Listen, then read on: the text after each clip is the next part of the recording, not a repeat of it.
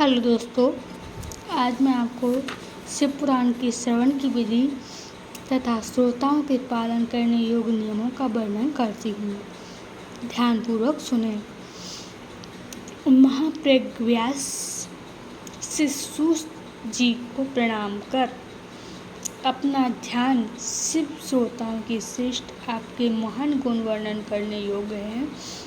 अब आप कल्याण में शिव स्वरूप के श्रवण की विधि बतलाइए, जिससे सभी श्रोताओं को संपूर्ण उत्तम फल की प्राप्ति हो सके। सूत जी ने कहा, मुने सोनक, अब मैं तुम्हें संपूर्ण फल की प्राप्ति के लिए शिव पुराण के श्रवण की विधि बता रहा हूँ। पहले की ज्योतिष को लाकर दान मान से संतुष्ट करके अपने सहयोगी लोगों के साथ बैठकर बिना किसी विघ्न बाधा के कथा की समाप्ति होने के उपदेश से शुद्ध मुहूर्त अनुशासन कराए और प्रयत्नपूर्वक देश देश से स्थान स्थान पर यह संदेश भेजे कि हमारे यहाँ शिव पुराण की कथा होने वाली है। अपने कल्याणकारी इच्छा रखने वाले लोगों को उसे सुनने के लिए अवसर प्रदान करें। कुछ लोग भगवान हरि की कथा से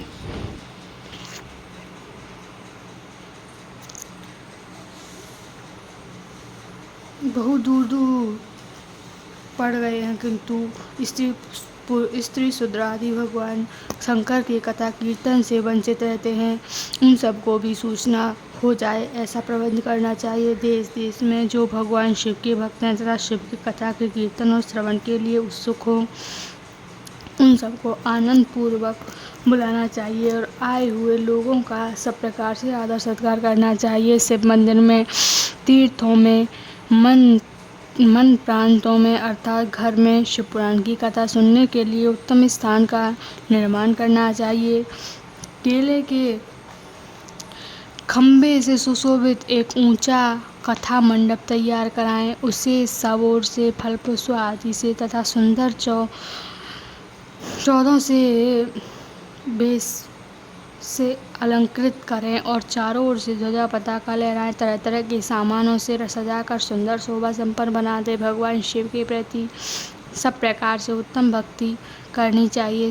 वहीं सब तरह से आनंद का विधान करने वाली परमानंद भगवान शंकर के लिए दिव्य आसन का निर्माण करना चाहिए तथा कथावाचक के लिए भी एक ऐसा दिव्य आसन बनाना चाहिए जो उसके लिए सुखद हो सके। मुने नियम के पूर्वक कथा सुनने वाले श्रोताओं के लिए भी यथायोग्य सुंदर स्थानों की व्यवस्था करनी चाहिए। अन्य लोगों के लिए साधारण स्थान ही रखने चाहिए, जिसके मुख से निकली हुई वाणी दीर्घायु के लिए कामधेनु के समान अभिष्ट फल देने वाली होती है। उस पुराणों की वक्ता के प्रति तुच्छ वृद्धि कभी नहीं करनी चाहिए। संसार में जन्म तथा गुणों के कारण बहुत से गुरु होते हैं, परंतु उन सब से में पुराणों का ज्ञाता विद्वान ही परम गुरु माना जाता है। पुराण वेता पवित्र, दक्ष, शांत, ईर्ष्या विजय पाने वाला, साधु और दयालु होना चाहिए। ऐसा प्रवचन कुशन प्रधान व पुण्यमयी कथा को कहे। सूर्योदय से प्रारंभ करके 3:30 पहर तक उत्तम बुद्धि वाले विद्वान पुरुषों को शिव पुराण की कथा सम्यक रीति से वांचनी चाहिए।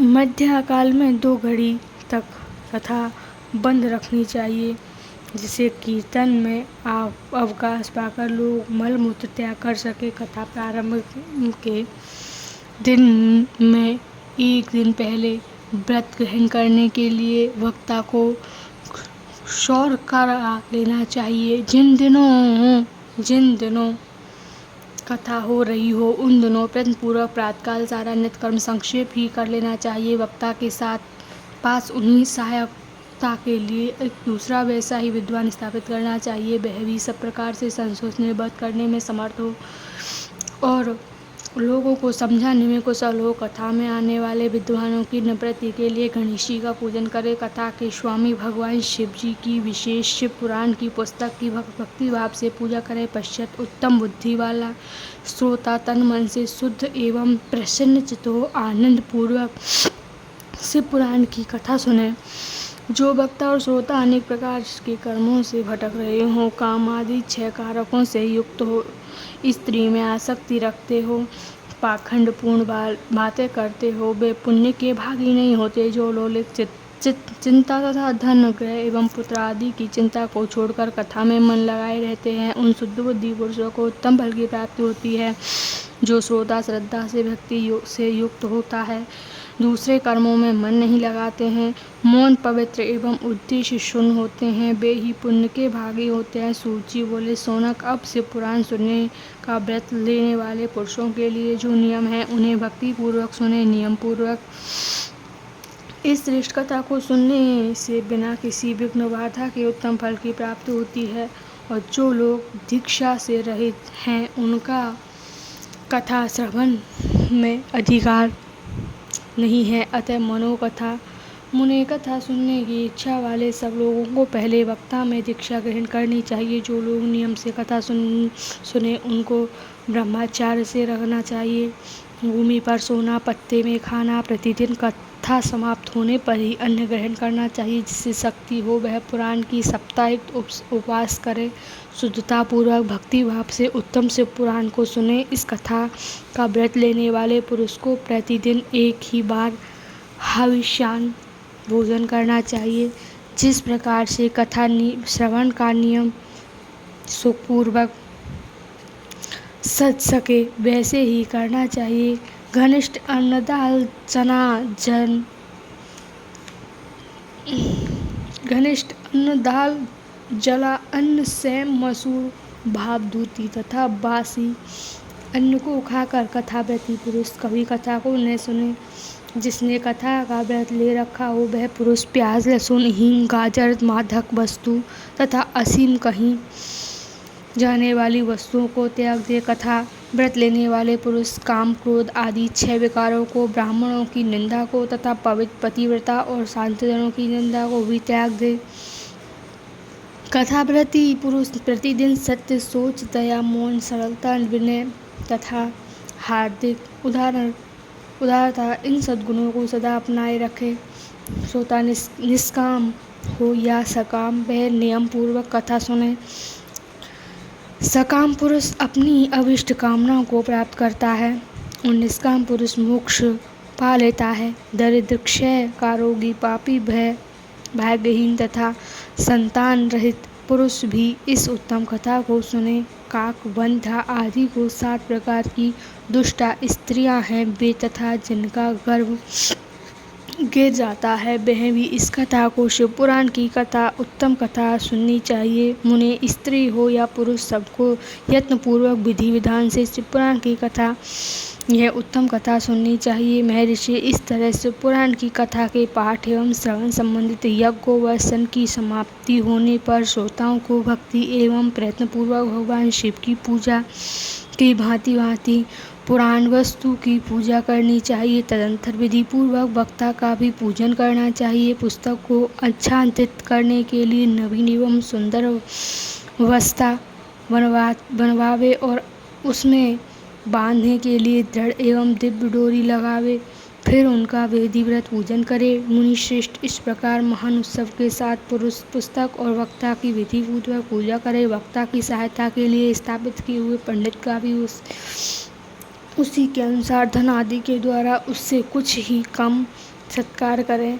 वहाँ आए हुए ब्राह्मणों को अन्न, धन आदि का दान करें। साथ ही गीत, वाद्य और नृत्य आदि के द्वारा महान उत्सव रचाएं। मुनि, यदि श्रोता विरक्त हो तो उसके लिए कथा समाप्ति के दिन विशेष रूप से उस गीता का पाठ कराना चाहिए जिसे श्री रामचंद्र जी के प्रति भगवान शिव ने कहा था।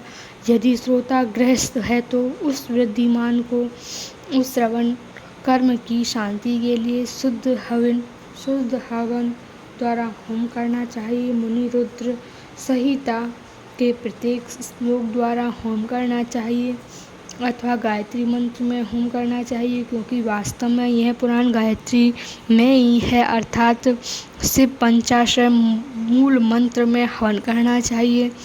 होम कराने की शक्ति न हो तो विद्वान पुरुष यथाशक्ति हविष का ब्राह्मण को दान करें। न्यूनतापूर्वक दोष की शक्ति के लिए भक्तिपूर्वक शिव सहस्त्र नामक पाठ अथवा श्रवण करें। इससे सब कुछ सफल होता है, इसमें संशय नहीं है, क्योंकि तीनों लोकों में इससे बढ़कर कोई वस्तु नहीं है। कथा श्रवण संबंधित व्रत की पूर्णता सिद्धि के लिए 11 ब्राह्मणों को मधुर मिश्रित खीर भोजन कराया और उन्हें दक्षिणा दे। मुनि यदि शक्ति हो तो 3 तोले सोने का एक सुंदर सिंहासन बनवाए, उस पर उत्तम अक्षरों से लिखी हुई अथवा लिखाई हुई शिवपुराण की पोथी विधि पूर्वक स्थापित करें। पश्चात पुरुष उसकी आवाहन आदि विधि उपचारों से पूजा करके दक्षिणा चढ़ावे। फिर जितेंद्रिय आचार्य का वस्त्राभूषण एवं गंध आदि से पूजन करें। दक्षिणा सहित वह पुरुष उन्हें समर्पित कर दे। उत्तम बुद्धि वाला श्रोता इस प्रकार भगवान शिव के संतोष के लिए पुरुष का दान करें, संतोष के लिए पुस्तक का दान करें। शौनक, इस पुराण के उस दान के प्रारंभ में भगवान शिव अनुग्रह पाकर पुरुष भव बंधन से मुक्त हो जाता है। इस तरह विधि विधान से पालन करने वाले संबद्ध शिव पुराण संपूर्ण फलों को देने वाला तथा भोग मोक्ष का दाता होता है।